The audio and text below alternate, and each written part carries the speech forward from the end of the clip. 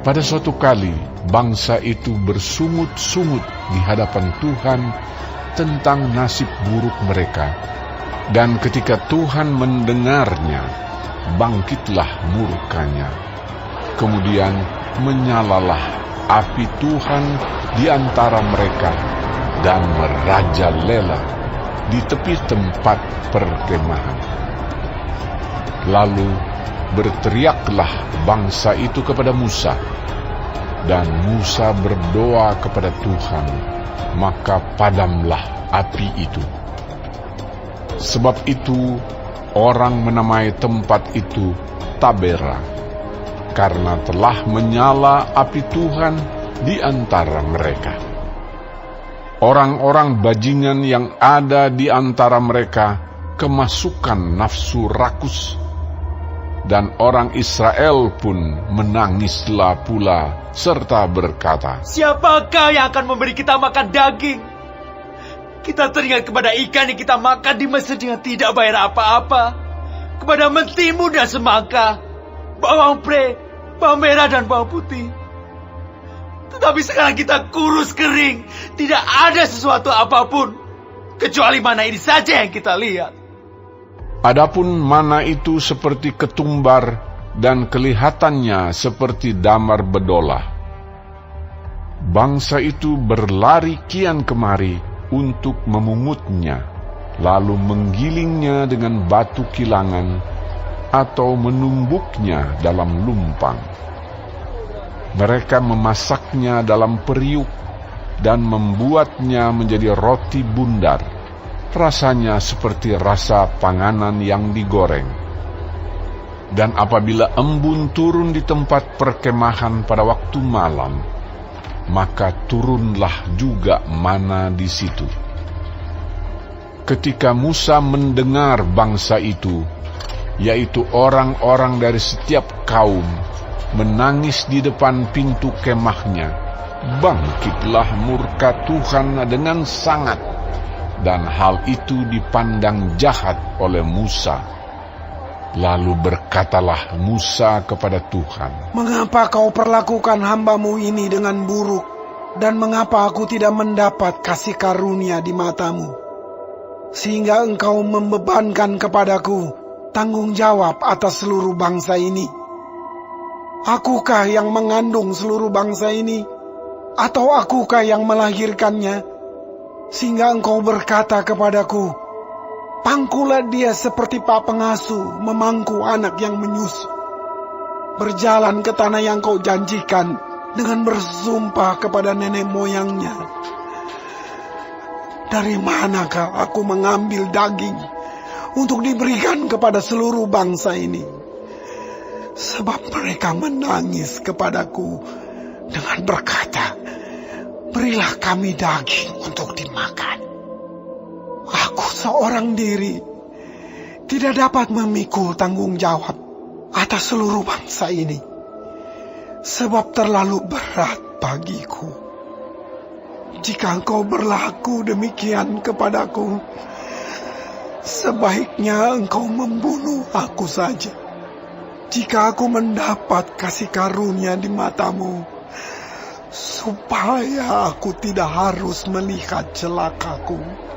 Lalu berfirmanlah Tuhan kepada Musa, kumpulkanlah di hadapanku dari antara para tua-tua Israel 70 orang, yang kau ketahui menjadi tua-tua bangsa dan pengatur pasukannya.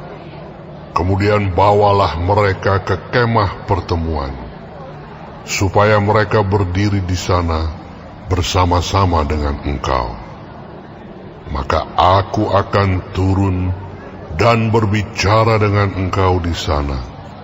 Lalu sebagian dari roh yang hinggap padamu itu akan kuambil dan kutaruh atas mereka. Maka mereka bersama-sama dengan engkau akan memikul tanggung jawab atas bangsa itu. Jadi tidak usah lagi engkau seorang diri memikulnya.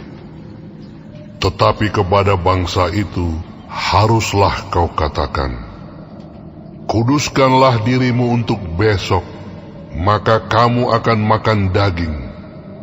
Sebab kamu telah menangis di hadapan Tuhan dengan berkata, siapakah yang akan memberi kami makan daging?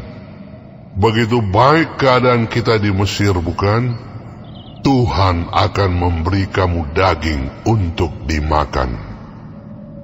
Bukan hanya 1 hari kamu akan memakannya, bukan 2 hari, bukan 5 hari, bukan 10 hari, bukan 20 hari, tetapi genap sebulan lamanya, sampai keluar dari dalam hidungmu, dan sampai kamu muak, karena kamu telah menolak Tuhan yang ada di tengah-tengah kamu, dan menangis di hadapannya dengan berkata, untuk apakah kita keluar dari Mesir? Tetapi kata Musa, bangsa yang ada bersama aku ini berjumlah 600.000 orang berjalan kaki. Namun kau berfirman, daging akan kuberikan kepada mereka, dan genap sebulan lamanya mereka akan memakannya. Dapatkah sekian banyak kambing domba dan lembu sapi disembelih bagi mereka, sehingga mereka mendapat cukup?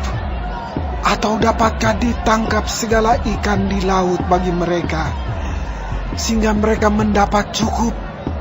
tetapi Tuhan menjawab Musa, masakan kuasa Tuhan akan kurang untuk melakukan itu?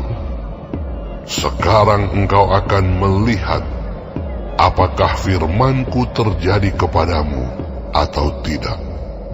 Setelah Musa datang keluar, disampaikannya firman Tuhan itu kepada bangsa itu. Ia mengumpulkan 70 orang dari para tua-tua bangsa itu dan menyuruh mereka berdiri di sekeliling kemah. Lalu turunlah Tuhan dalam awan dan berbicara kepada Musa. Kemudian diambilnya sebagian dari roh yang hinggap padanya dan ditaruhnya atas ke-70 tua-tua itu. Ketika roh itu hinggap pada mereka, kepenuhanlah mereka seperti nabi, tetapi sesudah itu tidak lagi. Masih ada 2 orang tinggal di tempat perkemahan. Yang seorang bernama Eldad, yang lain bernama Medad. Ketika roh itu hinggap pada mereka, mereka itu termasuk orang-orang yang dicatat, tetapi tidak turut pergi ke kemah. Maka kepenuhanlah mereka seperti nabi di tempat perkemahan.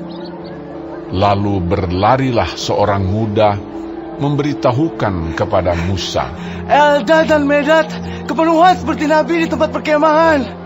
Maka menjawablah Yosua bin Nun yang sejak mudanya menjadi abdi Musa, Tuanku Musa, cegahlah mereka. Tetapi Musa berkata kepadanya, apakah engkau begitu giat mendukung diriku?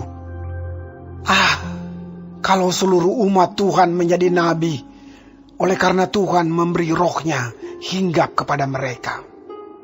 Kemudian kembalilah Musa ke tempat perkemahan, dia dan para tua-tua Israel. Lalu bertiuplah angin yang dari Tuhan asalnya. Dibawanyalah burung-burung puyuh dari sebelah laut, dan dihamburkannya ke atas tempat perkemahan dan di sekelilingnya, kira-kira sehari perjalanan jauhnya ke segala penjuru, dan kira-kira 2 hasta tingginya dari atas muka bumi. Lalu sepanjang hari dan sepanjang malam itu, dan sepanjang hari esoknya, bangkitlah bangsa itu mengumpulkan burung-burung puyuh itu. Setiap orang sedikit-dikitnya mengumpulkan 10 homer. Kemudian mereka menyebarkannya lebar-lebar sekeliling tempat perkemahan. Selagi daging itu ada di mulut mereka, sebelum dikunyah, maka bangkitlah murka Tuhan terhadap bangsa itu, dan Tuhan memukul bangsa itu dengan suatu tulah yang sangat besar. Sebab itu, dinamailah tempat itu Kibrot Ta'awa, karena di sanalah dikuburkan orang-orang yang bernafsu rakus. Dari Kibrot Ta'awa berangkatlah bangsa itu ke Hazerot, dan mereka tinggal di situ.